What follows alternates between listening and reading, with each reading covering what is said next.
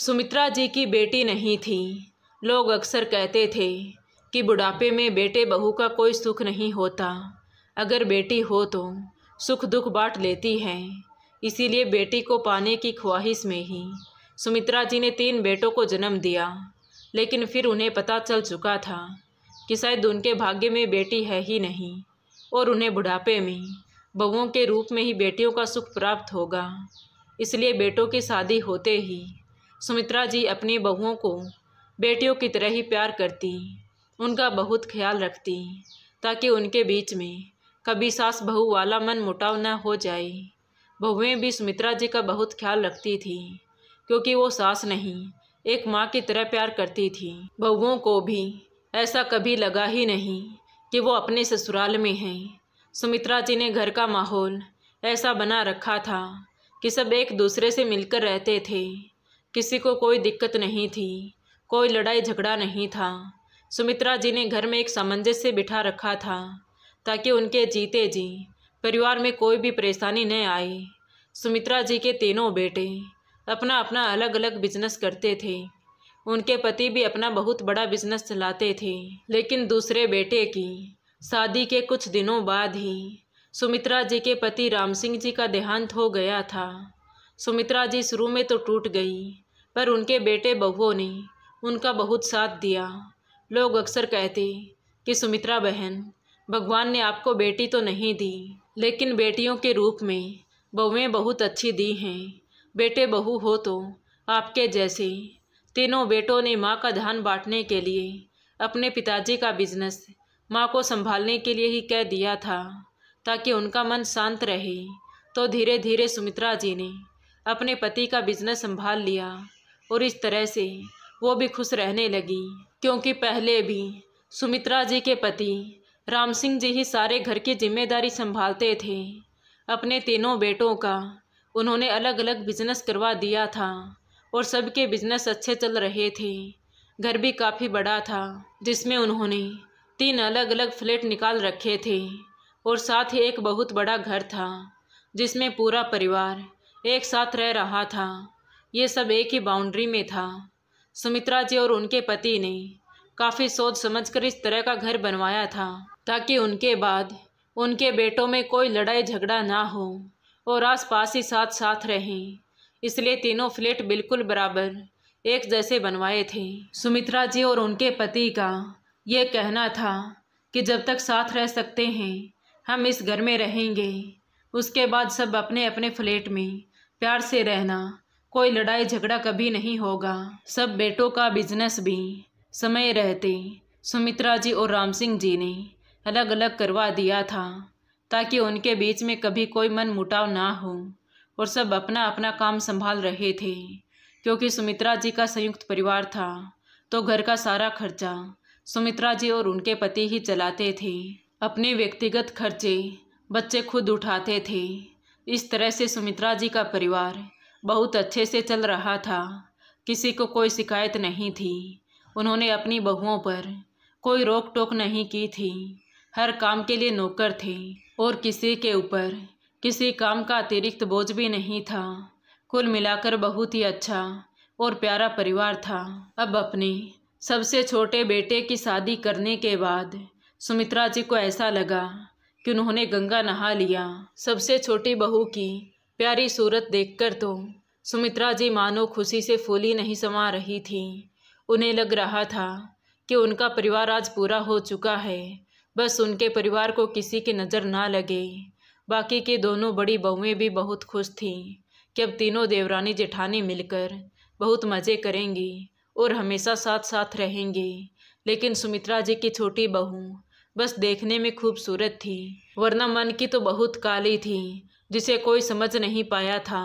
किसी को ये आभास भी नहीं था कि वो घर में आते ही इस घर को बर्बाद करके रख देगी, क्योंकि कुछ ही दिनों में छोटी बहू ने अपना असली रंग दिखाना शुरू कर दिया।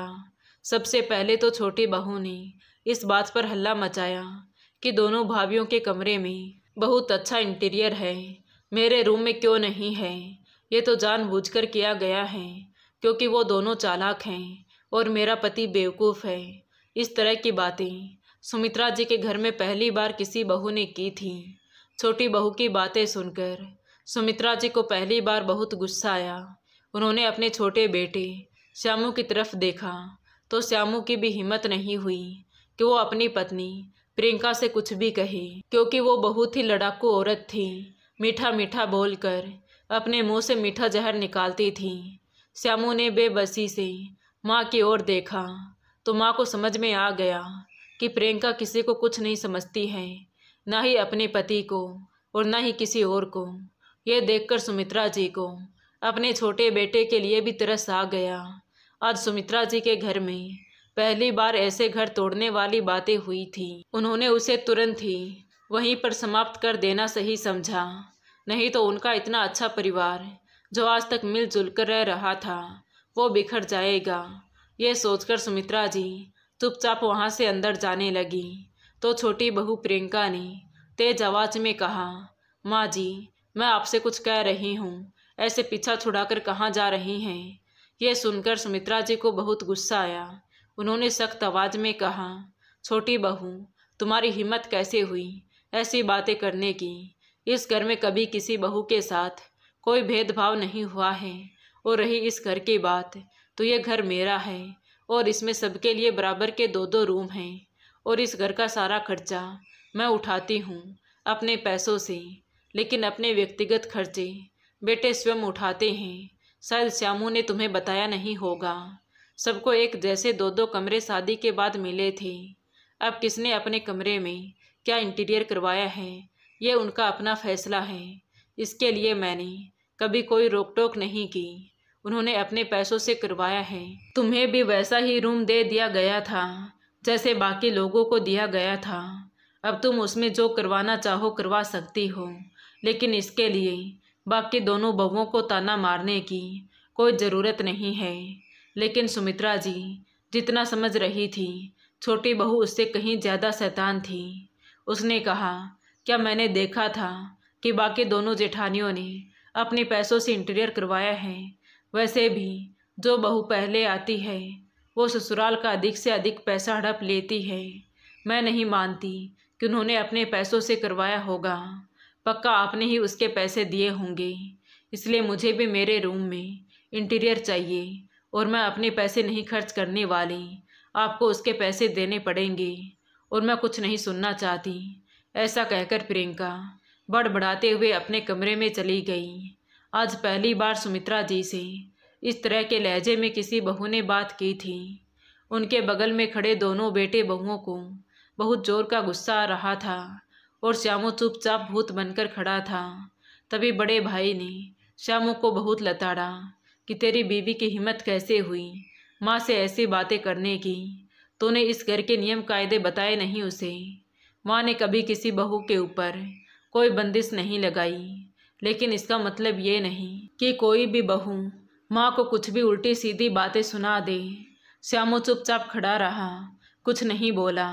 लेकिन तभी बड़ी बहू सविता छोटी बहू के कमरे में घुस गई और उसे अच्छे से खरी खोटी सुनाते हुए बोली कि तुम्हारी औकात नहीं है मम्मी जी को कुछ भी बोलने की। कल तो तुम आई हो और आज इस घर पर अपना हुक्म चलाने लगी। खबरदार, जो आइंदा मम्मी जी से इस तरह से बात की तो। हाँ, हमारे रूम में अच्छा इंटीरियर है जो हमने खुद अपने हिसाब से और अपने पैसों से करवाया है, तुम भी करवा लो, तुम्हें किसी ने रोका है क्या?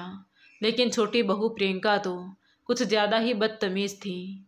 उसने धक्का देकर अपनी जेठानी को अपने कमरे से निकालते हुए कहा, तुम्हारी हिम्मत कैसे हुई मुझसे बिना पूछे मेरे कमरे में अंदर आने की? आइंदा ऐसी गलती मत करना। ये मेरा कमरा है और यहाँ मेरी इजाज़त के बिना कोई भी अंदर नहीं आ सकता। यह देखकर तो सुमित्रा जी के तन बदन में आग लग गई कि अपनी जेठानी के साथ छोटी बहू ऐसी बातें कैसे कर सकती है। आखिर ये कैसी लड़की इस घर की छोटी बहू बन गई है? अब तो इस घर की बर्बादी निश्चिंत है। ये सोचकर ही सुमित्रा जी उदास होकर अपने कमरे में चली गई। बड़ी बहू के साथ ऐसा व्यवहार करने पर उसकी आंखों में भी आंसू आ गई। तो मंझली बहू रेखा ने अपनी जेठानी को संभाला और प्रियंका को लताड़ते हुए बोली, खबरदार, जो आइंदा कभी ये सब किया तो तुम्हारा हाथ तोड़कर तुम्हारे हाथ में दे दूंगी। तुमने समझ क्या रखा है इस घर को? इतनी औकात नहीं है तुम्हारी कि तुम हमारे मुंह लगो। हम दोनों बहनों की तरह रहती थी और हमारे बीच में तुम आ गई। आज से तुम्हें जो करना है वो करो, पर इस घर में किसी से बहस करने की कोई ज़रूरत नहीं है। आइंदा ऐसी गलती भूलकर भी मत करना, नहीं तो अंजाम भुगतने को भी तैयार रहना। इतना कहकर रेखा अपनी जेठानी को लेकर अपने कमरे में चली गई। लेकिन अगले दिन प्रियंका ने दोबारा ड्रामा करना शुरू कर दिया कि मेरे रूम का इंटीरियर मम्मी जी को ही करवाना पड़ेगा। आप सब लोग झूठ बोल रहे हैं। अरे तो आप अपने पति से ही पूछ लो ना कि किसने करवाया था, सविता ने कहा। तो प्रियंका बीच में ही बोल पड़ी, अरे मेरे पति को क्या पता, वो तो ऑफिस में रहता है, और वैसे भी शादी के पहले कोई लड़का इन सब बातों पर ध्यान नहीं देता। बहू की बातें सुनकर सुमित्रा जी को लगा कि घर में कुछ ज़्यादा ही कलह हो रहा है, इसलिए उन्होंने कहा, ठीक है बहू, तुम्हें जो करवाना है करवा लो, मैं सारी पेमेंट कर दूंगी। उन्होंने लड़ाई झगड़े से बचने के लिए ऐसा बोल तो दिया था, लेकिन उनका स्वभाव शुरू से ही ऐसा था कि उन्होंने कभी भी अपने बेटों में कोई भेदभाव नहीं किया। इसलिए अब श्यामू के रूम में इंटीरियर का पैसा देना उन्हें सही नहीं लग रहा था, क्योंकि बाकी दोनों बहुओं ने अपने कमरे का इंटीरियर अपने पैसों से करवाया था। इसलिए सुमित्रा जी ने अपनी दोनों बड़ी बहुओं को अपने रूम में बुलाया और बोली कि देखो बेटा, छोटी बहू का स्वभाव तुम लोगों से बिल्कुल अलग है और उसे समझाना मेरे बस की बात नहीं, लेकिन हाँ, मैं अपने घर तीनों बहुओं में कोई भेदभाव नहीं कर सकती। इसलिए उसके रूम के इंटीरियर में जितना भी पैसा लगेगा उतना पैसा मैं तुम दोनों को भी दे दूंगी। ये सुनते ही दोनों बहुएं सुमित्रा जी के पास बैठते हुए बोली, नहीं माँ जी, हमें पैसा नहीं चाहिए। हमें पता है कि देवरानी का स्वभाव हम दोनों से बिल्कुल अलग है और उसकी वजह से घर में पहले ही बहुत परेशानी बढ़ चुकी है। आप उसके रूम का इंटीरियर करवा दीजिए ताकि उससे शांति मिल जाए। दोनों बहुओं की बातें सुनकर सुमित्रा जी ने राहत की सांस ली और छोटी बहू के रूम में इंटीरियर करवाने के लिए उसे पैसे दे दिए। लेकिन फिर भी छोटी बहू हर वक्त अपने रूम का दरवाज़ा अंदर से बंद करके रखती और फ़ोन पर बातें करते रहती। वो सिर्फ खाना खाने के लिए रूम से बाहर निकलती थी और उसे बाकी घर से कोई मतलब नहीं था। सुमित्रा जी को समझ में आ चुका था कि छोटी बहू के स्वभाव की वजह से उसका संयुक्त परिवार टूटने की कगार पर आ चुका है और जल्दी इस परिवार में अलगाव निश्चिंत है। अब इंटीरियर का काम खत्म हुआ ही था कि अगले दिन ही छोटी बहू ने फिर नया ड्रामा शुरू कर दिया। उसने सुमित्रा जी से कहा, माँ जी, आपने दोनों जेठानियों को मुझसे भारी ज्वेलरी चढ़ाई है। यह सुनकर सुमित्रा जी को गुस्सा आ गया। उन्होंने कहा, देख बहू, ये रोज़ रोज़ का ड्रामा बंद करो। मैंने कभी अपनी बहुओं में कोई भेदभाव नहीं किया है और सबको शादी में बराबर सोना चढ़ाया है। हाँ, जेवर के डिजाइन ज़रूर अलग हो सकते हैं, पर उनका वजन लगभग बराबर है। लेकिन प्रियंका ये बात कहाँ मानने को तैयार थी। उसने कहा, माँ जी, मैं झूठ नहीं बोल रही हूँ। मैंने खुद फोटो में भाभियों के जेवर देखे हैं। दोनों भाभियों के जेवर मेरे जेवर से ज़्यादा भारी हैं, जो कि फ़ोटो में सब पता चल रहा है। अब सुमित्रा जी को समझ में आ चुका था कि प्रियंका हमेशा कुछ ना कुछ बवाल मचाते ही रहेगी और हर बार मुझसे ऐसे ही पैसे ऐंठती रहेगी ताकि मैं मेरे बाकी बेटों के हक के पैसे उसे देती रहूं, जो कि किसी भी तरह से सही नहीं है। इसलिए सुमित्रा जी ने बिना कोई जवाब दिए वहां से जाना ही सही समझा। अगले दिन प्रियंका के पिताजी का फ़ोन सुमित्रा जी के पास आया। थोड़ी बहुत औपचारिक बातें करने के बाद उन्होंने भी वही बात कही, देखो समधन जी, आपने मेरी बेटी को बाकी दोनों बहुओं से कमज़ोर गहने चढ़ाए हैं, तो आपका ऐसा भेदभाव करना सही नहीं है। अब सुमित्रा जी को समझ में आ चुका था कि प्रियंका का स्वभाव ऐसा क्यों है। जब उसके माता पिता का स्वभाव ही ऐसा है तो उन्होंने वैसी शिक्षा अपनी बेटी को भी दी होगी और उसे रिश्तों से ज़्यादा पैसों का महत्व बताया होगा और बेईमानी करना सिखाया होगा।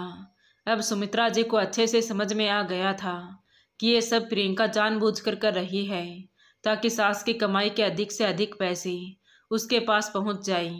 इसलिए सुमित्रा जी ने अब सोच लिया था कि वो अब प्रियंका बहू की कोई भी फिजूल की मांगे पूरी नहीं करेगी। इसीलिए उन्होंने प्रियंका के पिता से कह दिया कि आपको और आपकी बेटी को जो करना है कीजिए, पर मैं आपकी कोई बात नहीं मानने वाली। इतना कहकर सुमित्रा जी ने फ़ोन रख दिया।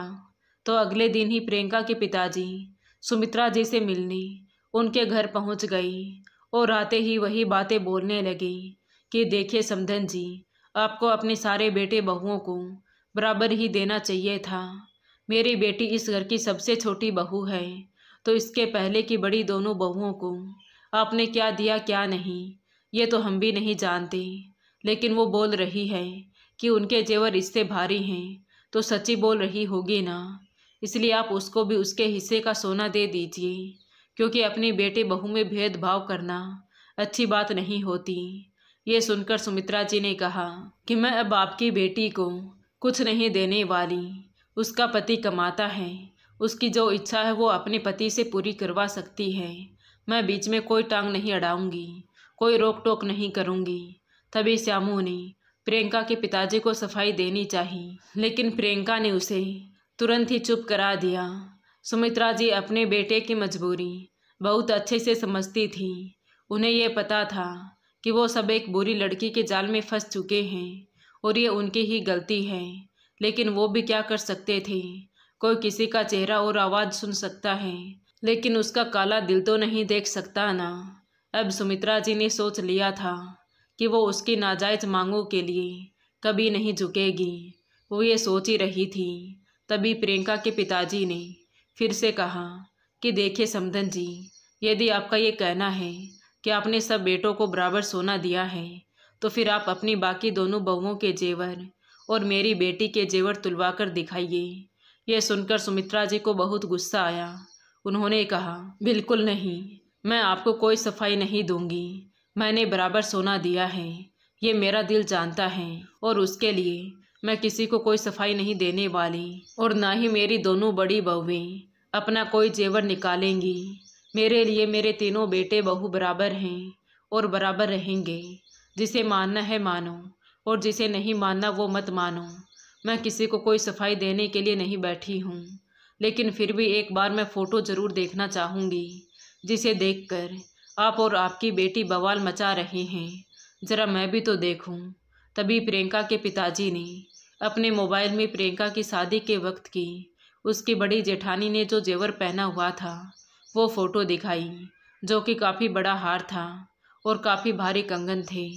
उसे देखकर सुमित्रा जी मुस्कुराते हुए बोली, ओहो, आपकी बेटी ने जिस जेवर को देखकर मेरे ऊपर इल्ज़ाम लगाया है, वो जेवर मेरी बहू के माता पिता ने उसे उसकी शादी में चढ़ाया था, जो कि मेरे दिए गए जेवर से 2 गुना वजन ज़्यादा है।